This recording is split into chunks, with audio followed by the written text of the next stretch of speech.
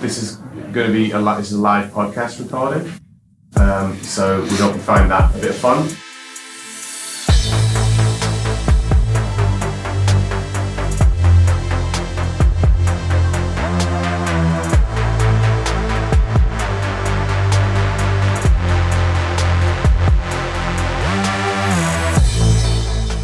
Welcome to Cloud Realities, a conversation show exploring the practical and exciting alternate realities that can be unleashed through cloud-driven transformation. I'm Dave Chapman, and this is a special live episode of the show at Spark, a Capgemini CxO Forum in beautiful Paris, France. Sadly, my normal co-hosts, Shaukia and Rob, are not able to make the trip, so I'm flying solo today. Thankfully, I've got three great guests to help me explore how you accelerate tech-driven business transformation and whether your business is evolving at the right pace in today's world. But before we dig into that, I wonder if we can just introduce our guests. So Sylvain, would you like to kick off? Yes, sure. So I'm Sylvain, CTO of Carrefour, who wants to be a digital retail company. That's what the CEO says. And so I'm happy to be here. We'll explore that this morning, Sylvain. So thank you very much. Nice to see you. Yes, so good morning. My name is Oestreich. I'm the Group Chief Commercial Officer, member of the Executive Board of Hellman Worldwide Logistics. So we basically are also an atom-based company moving physical stuff around the world. Right. Good morning, everyone. My name is Kemal Cetin. I'm the Global CIO for FrieslandCampina, who is a very much atom and milk-based company. Atoms and milk. Atoms Good start. and milk. So thank you very much for being here. It's great to see you, and thank you for joining us in the room this morning. I'm just going to put a bit of a thesis in the room in terms of technical adoption patterns. So when you look across the journey to becoming digital as an industry, what does that look like at the moment? And I think there are two predominant patterns visible in most, at least large-scale organizations that are on the journey from being an atom-based organization to being a digital-based organization. So pattern one would look like an IT-centric movement. So it could be the exit of a data center to the cloud, or it could be a large ERP implementation. These things are often cost-centric business cases, often driven by IT or some of the technical enthusiasts in the organization, and can sometimes not go particularly well. So they might be more expensive than originally thought. They may not deliver the business benefits that were originally thought. And I think if you look back at IT, right back through to, say, the millennium bug sort of period or the original dot-com boom, and the promise of IT at that point, and like, has that promise been realized? I'm not sure. The second predominant pattern, though, is then driven by business leaders, and they pop up lighthouse implementations of technology. And that could be the chief marketing officer wanting to take their organization from a B2B organization to a B2C organization. It could be a supply chain leader wanting to leverage a data lake across their supply chain to make supply chain efficiencies. And those lighthouses pop up across the organization. Sometimes they're integrated back into core IT. Sometimes they're not integrated back into core IT. But the observation I have is whether organizations, from a leadership perspective, take the time to join those dots up. And if you join those dots up, what more profound change can be driven in an organization from thinking differently about how we leverage our technology? So let me put that to the panel initially. First of all, do you recognize that pattern of implementation in your organization? And actually stepping past that, what would be your ambition into moving into a digital company? Sylvain, maybe you'd like to kick us off. I fully agree with the existence of those two patterns. At Carrefour, in the last few years, we've invested massively in e-commerce, and that was the lighthouse for the last 3 or 4 years. Right. On the other side, we've invested massively into going fully 100% to the cloud. That's IT-based movement. Yeah. And what I'm trying to put in place is an organization where you have the business and the IT working in unified teams so that choices of projects are made together. Maybe that's the in-between movement. Right. And actually incenting leaders in that conversation to go out and seek the ability to leverage things that may be already in place to drive a more powerful outcome. Yeah, that method, we call it 4 in a box, meaning the business, the product, the design, and the tech and data working together to leading that change so that it's no more a business decision or a tech decision, but it's a together decision into the projects we want to do and the change we want to make. And Patrick, I'm noticing your footwear to start with. I don't know whether you say a little word about that, and then maybe do you recognize this pattern? Yeah. So first of all, I think your hypothesis is certainly something I recognize in the business as much. And as Sylvain said, what I realize and recognize in daily work is basically these patterns exist because they exist of organizational design, right? So you have an IT department, or you have a business owner or a business unit basically run by somebody, and that leads to the outcome you just described. Yeah. So in our case, we have two very practical examples I want to share today. One was probably more on the first side of your hypothesis, being a tech-led project in the company, which was to replace our transport management system. So that's the backbone of any transportation company, is your transport management system. That was a purely IT-led thing to replace a very old AS400 technology with a state-of-the-art technology. And only over time, people started to realize this can't be an IT project. This needs to be owned by the people in the field. This needs to be owned by operators. And was that happening at a point where maybe it wasn't going so well? Yes, that happened at the end of the day when we started to launch the first countries, where the first transition of old system into new system happened. And then the users actually out there basically said, yeah, but this is not what we need, right? They looked at this and said like, okay, we recognize the upgrade of the system, but we don't recognize that this helps us in our daily interaction. Yeah. So we learned out of that mistake. You started to build cross-functional teams.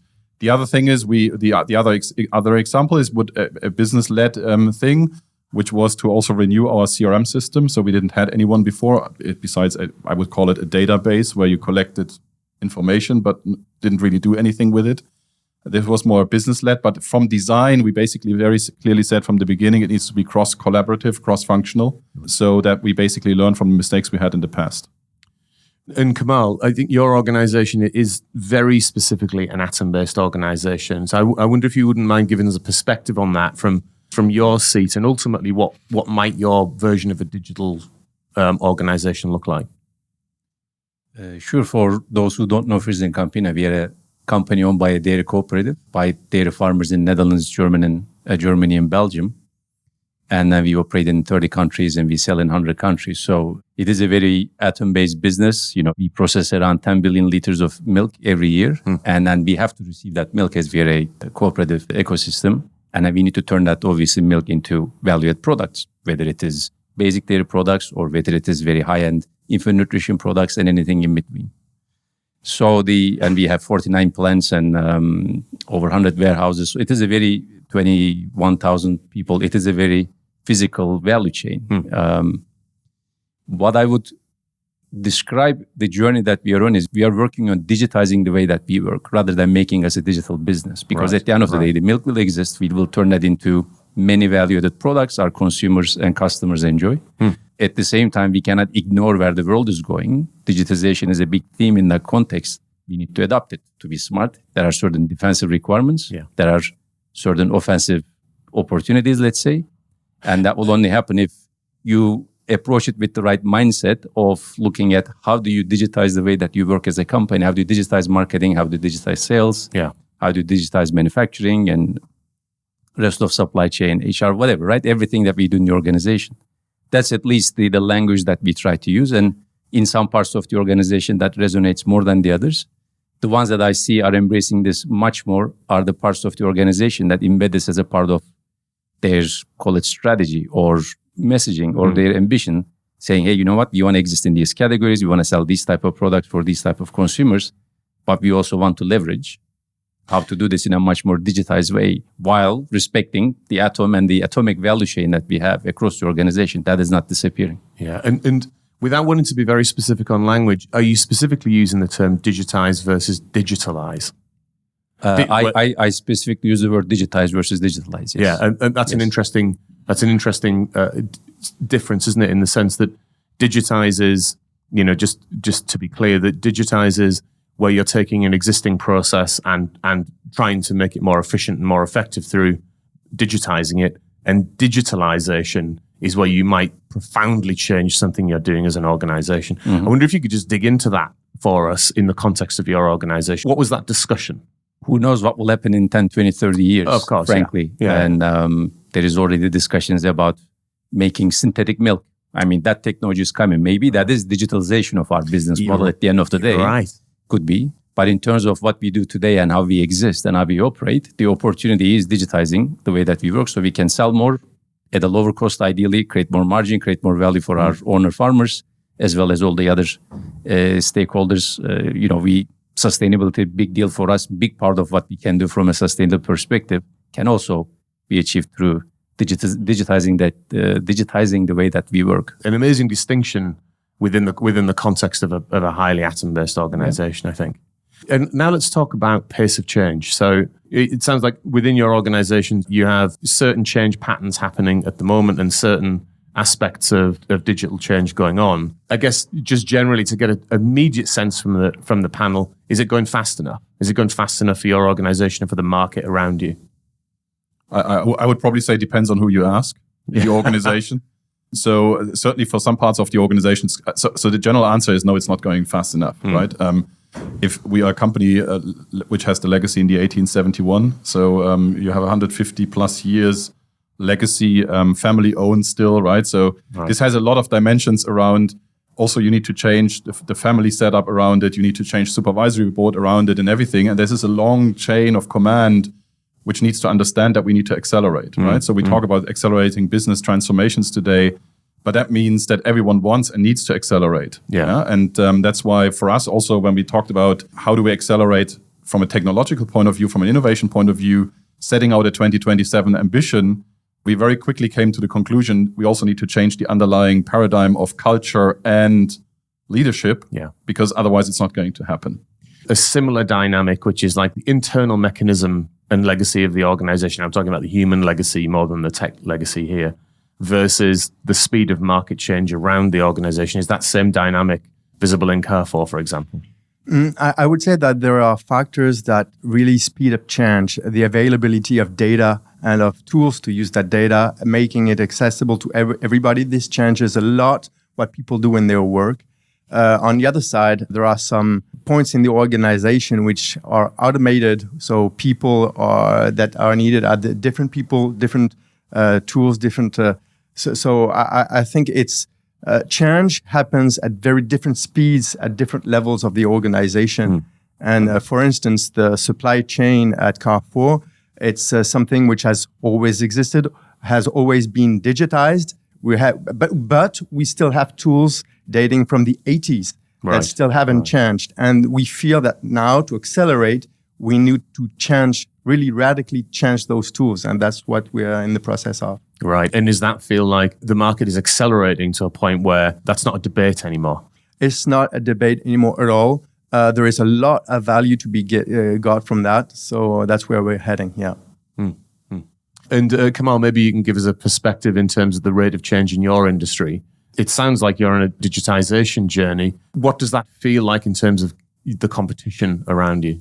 I guess it again depends on who you ask, and it also is what's the reference point. As long as you are ahead of the last person in the pack, I guess it's a good thing. It's the lion and the gazelle story, right? Right. You don't want to be the last one. It's an interesting dynamic that we also see. I mean, look at the farmers and the farms.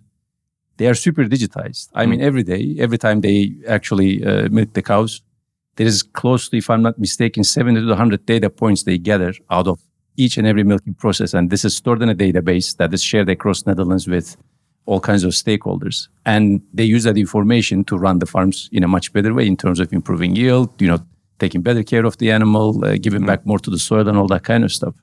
Then we come within the organization itself and we look at it. Some of the stories we also heard yesterday about HR processes, finance processes, a lot of manual work that's still going on that is bouncing off between too many people and taking a long time. So you would think farms would be much more manual and analog in that case, and they're much more digitized. And part of the processes that we have in the company are still behind. It is about the mindset at the end of the day. It is not about the technology. People used to joke that for an IT guy, I used to worry too much about people, but at the end of the day, we are in people business. And the bits and bytes are important, and you need to know what to do with it and do it in a better way. But at the end of the day, this is about people. This is about helping people understand that they need to change and the benefit of explaining them the benefit of that change, and successful change initiatives address that in the right way. Unsuccessful ones usually end up being expensive ones too. Fail on that point. Expensively implemented but little used tools. Typically, when you deal with we all have plenty of those things in our professional careers that we don't want to talk about very explicitly. In the history of the IT industry, unfortunately, there are a lot of examples of that. I agree, and I think that's a great point to move on to talking about acceleration.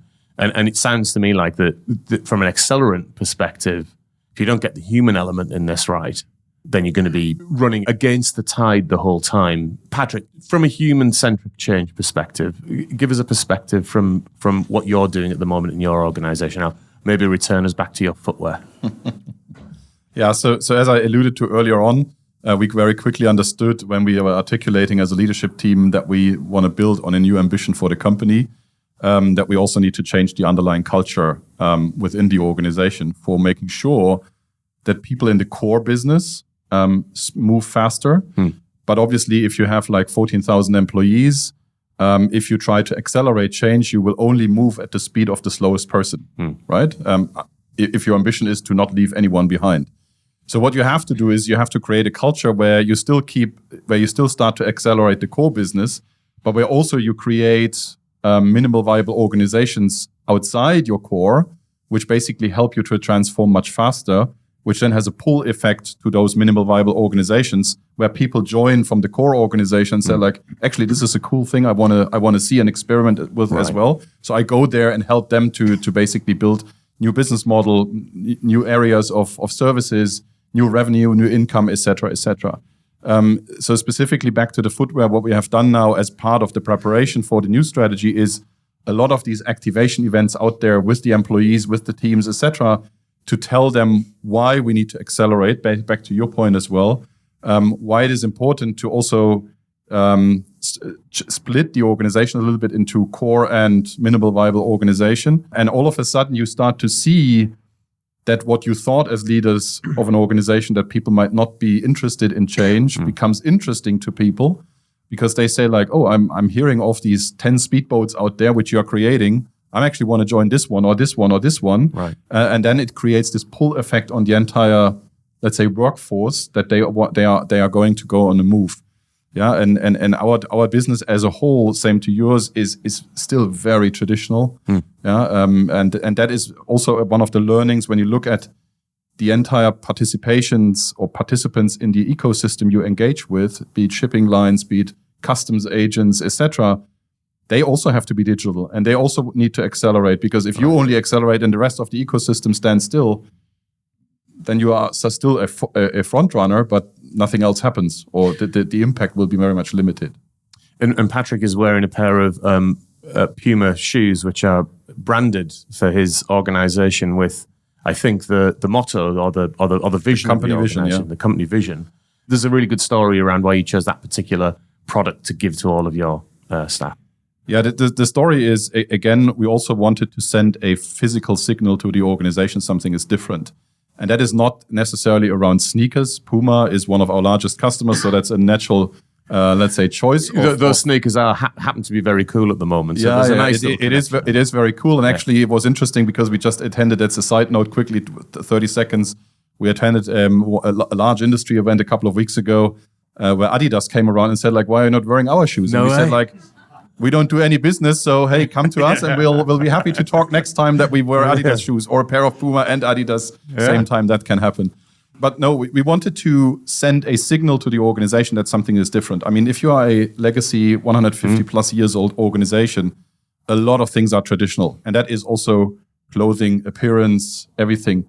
And what we particularly did with the shoes is to say, like, look, you need shoes to run, you need shoes to accelerate. Yeah. But shoes are also symbolizing that you are standing now on different feet as an organization. Yeah. And that's what we also wanted to build. I mean, that's a very small example, but it just shows that we, throughout the entire thought process of how do we activate the workforce around the globe, we want to send that signal. Yeah. And you can carry on with different appearance in terms of the management board, etc., which 10 years ago was all like in black suit, tie, and everything. Right. Now everyone runs around in however they like to want to run around, but also the the liquidity in the organization has massively increased. So in terms of people can now reach out to the CEO directly, and he will not be offended by doing so. So people also start to feel that something is different because we want to create a different momentum in the organization. I love it as a symbol of moving towards a different organization. And very briefly, I wanted to also touch on the business model examples that you were given. In your MVP businesses that you're setting up alongside the core business, what's your thinking on the next step? Do you pull that back into core business, or do you migrate core business into successful MVP? I think it can be both, depends on the outcome. It's probably easier to pull from core into the new one than the other way around. Yeah, I agree. But I mean, we are pretty open to that. But for us, it's an experiment as well, to see which direction it goes and which is the better way. We also prepared for that some of these might fail, actually, because we have no one of us has ever tried this. No, right. So it also you also have to create a company culture of accepting failure as something which is a learning thing for the it's organization. Not a failure, it's a learning. Yeah. So my general feeling for the first experiments we did is probably easier to move from core to new rather than the opposite way. I think the risk of going the opposite way is that core crushes the new. I think actually visible in quite a lot of banks that tried that model. They tried to reintegrate and scale through core, and I'm really question whether that successfully worked. Sylvain, we talked there and had some great insight into what you might do to sort of motivate and send signals to staff that change is real and change is coming. But I wonder if we move up into the leadership stratosphere, what that means from leadership. And do you think that senior leadership, whether reflecting on your organization or it's more generalistically your choice, do you think it's true that says that if senior leaders don't recognize their personal need to change, that it will hold back their organization from changing? Yeah, really, I do. I think change comes from starts with the top or can be stopped if the top is not included. So really, for instance, at Carrefour, digital change as a whole started with the CEO. He, in fact, said that he wanted Carrefour to be a digital retail company. And that gives an enormous momentum for the tech teams, the product teams, to be able to lead that change with that signal being given. And it becomes important, doesn't it? Because to my eye, when you look at, say, and let's just take maybe one example of digital change, which could be something as straightforward as moving from like waterfall to agile. Let's just take that as a fairly well-trodden example. And then a bunch of people questioning, well, is agile going to be successful? Is it this open-ended notion of constant exploration? And people not, because they've read a few little snippets of what agile might be versus what it actually is. And it's obviously core to becoming an adaptable organization. But it seems to me that unless the top of the house of organizations recognizes that new way of working in really profound things like the governance structure of their organization, and by that I mean board-level governance structure, it becomes really impossible to implement it properly, doesn't it? Going from V-cycle to agile is really a journey, a cultural journey in the company. And if all people in the organization starting from the top do not have that understanding that it changes their ways of working, then it just won't happen. And so that cultural change needs to be thoroughly thought out, pushed through all the teams coming from the top. The vocabulary needs to change also, and then it can be successful. Kemal, what have your leadership team been looking at in terms of your digitization journey and how they show up as leaders? Since I've been in this role for 4 years, I've seen quite a bit of change, a big change. One of the big enablers, obviously, the now previous CEO explicitly asking the question to each of the business leaders saying, what are you doing in your part of the business in terms of digitizing the way that we work? And then explicitly ask that to be, don't tell me all the great things that you're doing, tell me where are you getting stuck and how can we accelerate and how can we actually take out those roadblocks. So yes, talking about the successes is good, but that's 2 minutes out of a 30-minute conversation. Right. 28 minutes, let's figure out how do we go faster. And it's in the 28 minutes that you're signaling the real change. Real change. And that's where the struggle and the challenges are. And that's what we are there to solve as leaders. But the fact that he was explicitly asking these questions and making people to a certain extent uncomfortable, frankly, including himself, was a good thing. And that became a top of mind topic for people to show. And I was getting more calls saying, well, what do we say? How do we do this? Can we do this together? Can we prepare the message together? Which is a wonderful thing that, whatever inside input shaping that I can provide with my team from a technology perspective is great. But at the end of the day, it is their businesses that need to embrace this message and implement that and drive that change. And that created the traction. I still want to go back to the organization. The grassroots is extremely, I think, important. Yes, leadership. Yes, the tone. Yes, sending that message and all that kind of stuff. At the end of the day, if you cannot get it to the operator on the shop floor or the planner in the office or the salesperson on the street, all of that messaging don't mean anything. All right. A great example. So we are experimenting. Maybe we are a little late on that journey, but a typical thing happens in a B2B sales environment is every salesperson is a territory. And then the way that you do is you go figure out what is the potential and what kind of segmentation you want to do with your customers. Who do you go after? How do you prioritize your time effectively? For years, we used very expensive spreadsheets that we got from consultants. And that would have been a once or twice. I'm sure they were excellent. They're excellent. They're perfect spreadsheets, but they're static exercises. And you would require a ton of investment to bring in people to do that once. It decays. 2 years later, you say, oh, this is not valid anymore. I need to do it again. Now we said, wouldn't it be smart if we build a small machine learning model that does this on a daily basis? Every time you visit, that it updates. And at the beginning, the salespeople were quite skeptics. Saying, hey, I know all my territory. Who is the machine to tell me what do I need to do and where do I need to visit and all that kind of stuff.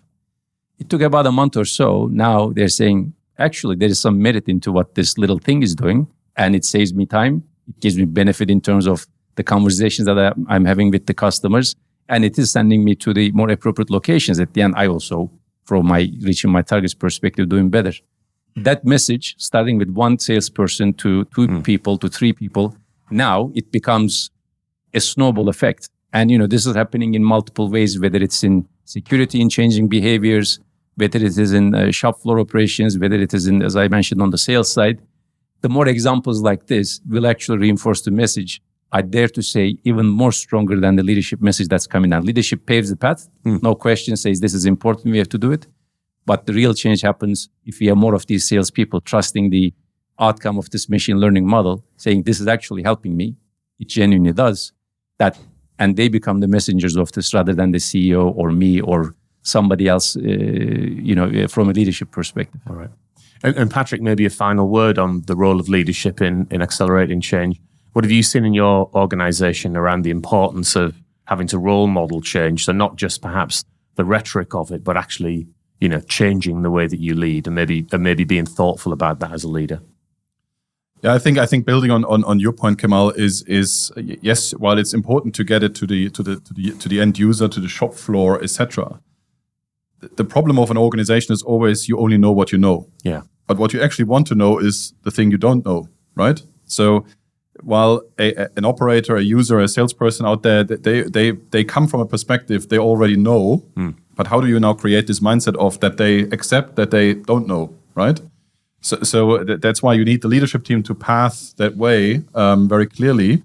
And that includes that you very openly articulate as well to your audience in the company, you don't know either, right? So you as a leader, you don't know either. Right. So that is very important messaging in our organization from a leadership team that every one of us now said, we don't know either.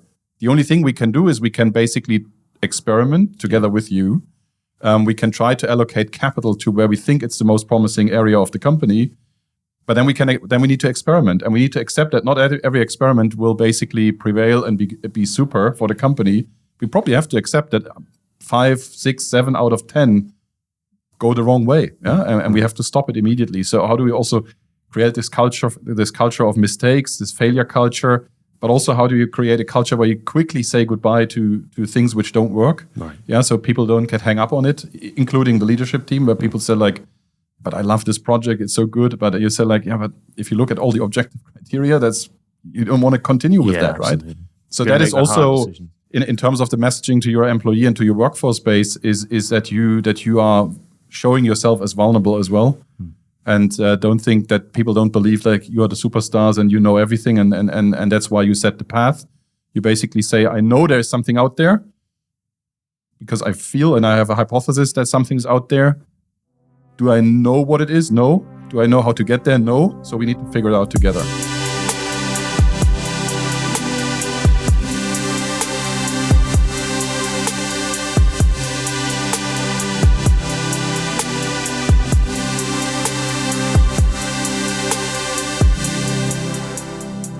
Now, we've got a couple of minutes for maybe some questions or observations from the audience. So anybody like to kick us off? You mentioned that you're doing some MVO or minimum viable organizations. Can you give us some examples of what do you mean by MVO? Yeah. So I have two examples I can share you with. One was built around one of the largest challenges in our industry as a whole is finding new talent and attracting new talent. So obviously, as you're trying to fish all the time in the same pond, the thing you get is the same people, right? So, but because you're fishing with your competitors and everything, they do the same with us. So what you get is the same people. So we said we need to have a new pond where we start to fish at. So we created a small team completely outside the company to experiment with metaverse recruiting. Yeah? So do we get actually through a new channel of recruiting, do we actually get people from different ponds? And we did. Yeah.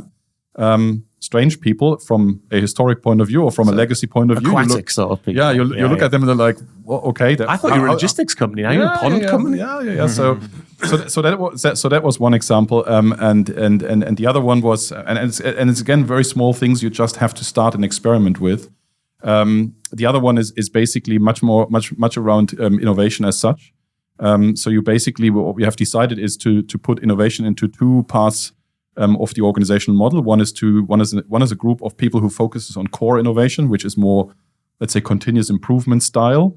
And then you have, let's say, really a complete innovation group, which basically sits outside the company and does much more around scouting, partnerships, etc., where you build now an organization which focuses on innovation, which necessarily might not only be relevant for your core or not at all, but which just fosters innovation outside the company and looks at new business models. Are there any trends where we need to invest into, etc.?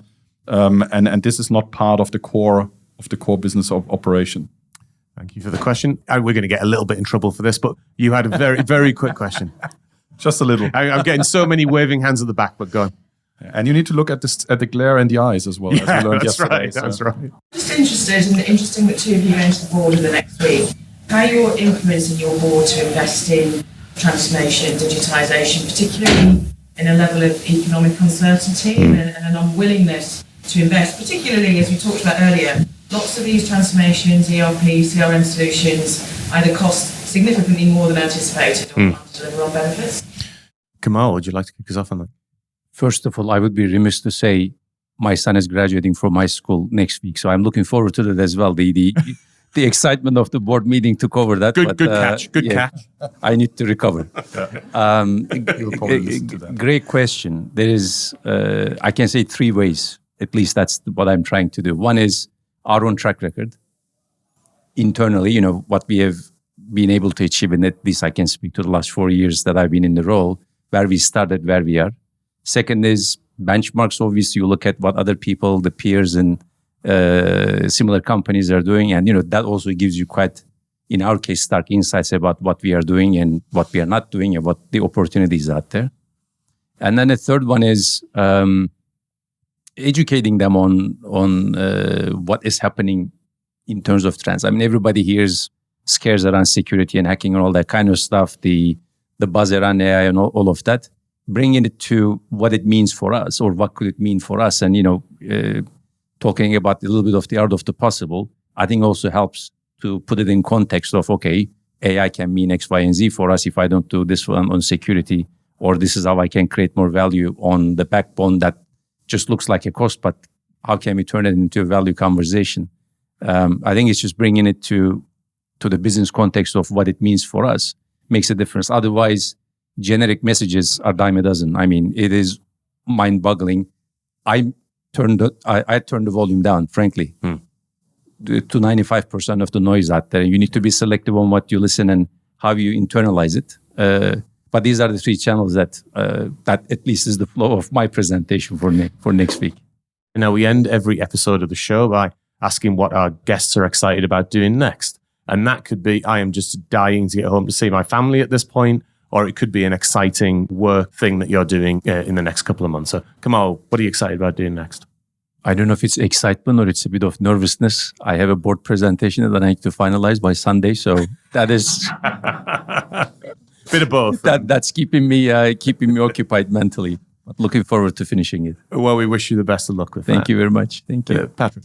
Yeah, so very short term is probably looking forward to the speech later on of the advisors of the Pope. Yeah, from the advisor of the Pope. I'm looking forward to that because that was for me when I saw him on the agenda. It was like mind-boggling that you think like the Pope has an advisor on artificial intelligence. You think like that's strange. So that's good to see because that's probably the most, let's say, historic organization you can get to. Right. So that's it will be interesting to hear. Probably on the midterm, similar to Kemal, we have our supervisory board meeting end of the month to basically go through strategy and a couple of other things we need to talk the supervisory board through. So that's what I'm looking forward to, also excite them about the change we have ahead of us and make sure that they also buy into what we are trying to establish for the company. Sounds great. And Sylvain? I think I'm going to listen to the podcast that we just made because I think it's a great insight into transformation. Yeah, what an answer. What an answer. Well said. So thank you very much to the panel. Hopefully you've taken a number of insights away from that. I know that I have. A huge thanks to our guest this week. Thank you so much for being on the show. To our sound and editing wizard, Ben, and the AV team in the room for helping us out over the course of the last couple of days. And of course, to our audience and all our listeners. We're all on LinkedIn and Twitter. Feel free to follow or connect with us and let us know if you have any ideas for the show. And of course, if you haven't already done that, rate and subscribe to our podcast. See you in another reality next week.